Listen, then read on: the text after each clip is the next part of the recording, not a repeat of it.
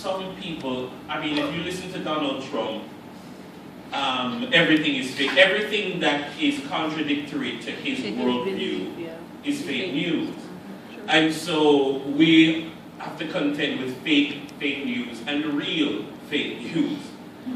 And there's a difference in my mind between fake news and poor journalism.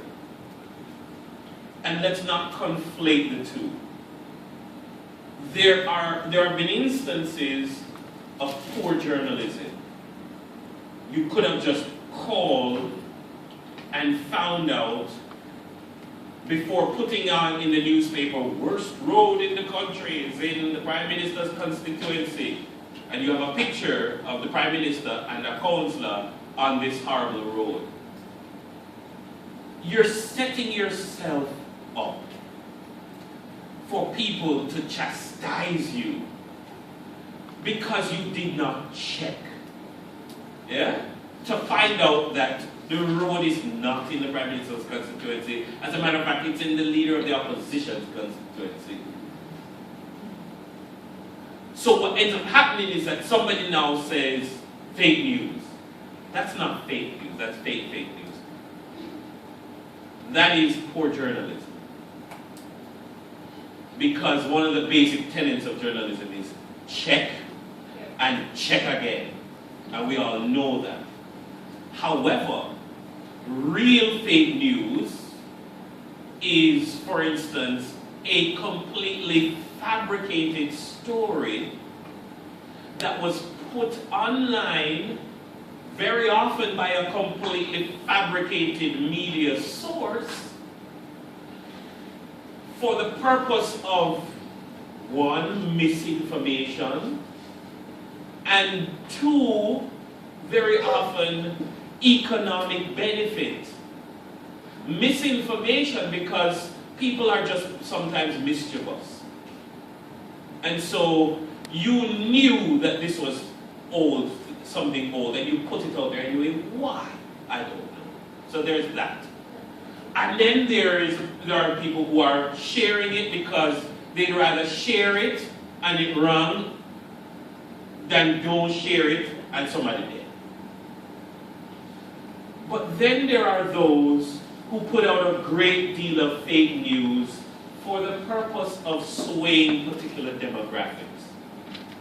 And there's a story of these, I can't remember what Scandinavian country, you probably have discussed it already, but it was found that they had a profound impact on the American election of 2016. And these were predominantly young guys who found a way to make money because Americans are dumb. Americans, by and large, are misinformed. They know very little about anything outside of their state. The average Jamaican is more well-traveled than the average American. How many people have been to New York? Or Florida? Or California? And we go to America and say, yeah, I've been to New York lots of times. And they're like, wow, I dream of going to New York one day. Many Jamaicans are more traveled in the United States than Americans born, live, grow old, die in Waco County, Texas. The point I'm making is that people have realized that you could say that the Pope endorses Donald Trump. Me, not got your point. And the first thing I look at, especially if it's on Facebook, I can look at the link and see NBCI or NBC.net. And that's not NBC's website. Like people will say to me, oh, I was away for 2 weeks, and in the last 2 weeks, you know, many people have asked me about people who them ear dead, them are foreign ears and the person dead, and I'm like, no. Or this happened or that, no. And I'm like, first thing, if you hear this happen, there are a few trusted sources for news. Just check. Because if it happened, they probably would have reported it. At All Island Power Cut, I'm sure JPS would have had something to say about it on their Twitter. You understand? They might kill off the tourists then. I'm sure Minister of Tourism would have had something to say about it. I'm sure that certain kinds of... So, look at source. If we hear something, we look at source. I try to familiarize myself, for instance, with American news, and Canadian news, and British news, with what is the garbage outlets in Britain.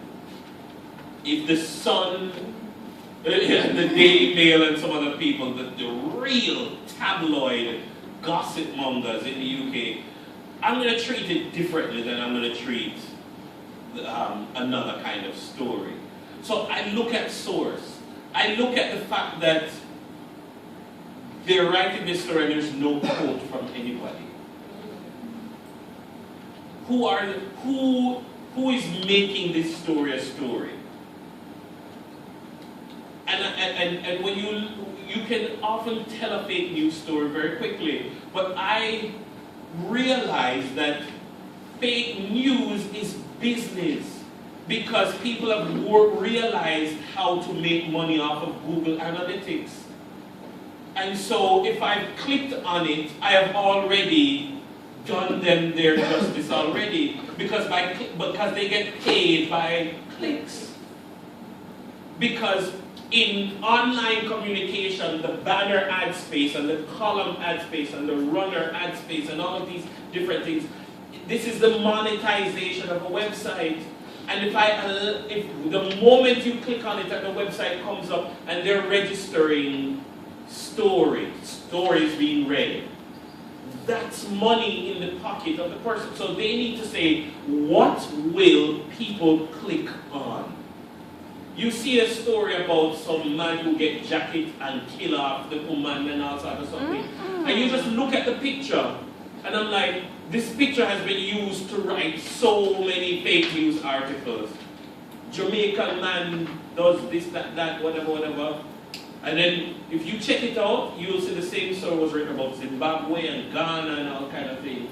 It's just the name changed. Because this is a way, in the same way that you have young guys and girls scamming people, you have young guys and girls saying, look, this is not illegal. It's not illegal, and that is a conundrum that some people face. Because fake news is not illegal. I'm a guy saying, I've made my money off of scamming. I just want to earn a decent living. And I've taken my scamming money, and I'm turning it into, I now have 5 computers, I hire 5 young people who not work, and we just put out fake news. And we have we link with Google AdSense such that for every click, this is money. And it doesn't have to be news in America because these guys who influenced the course of the US election, they were in, not Romania, I can't remember the name of the place now.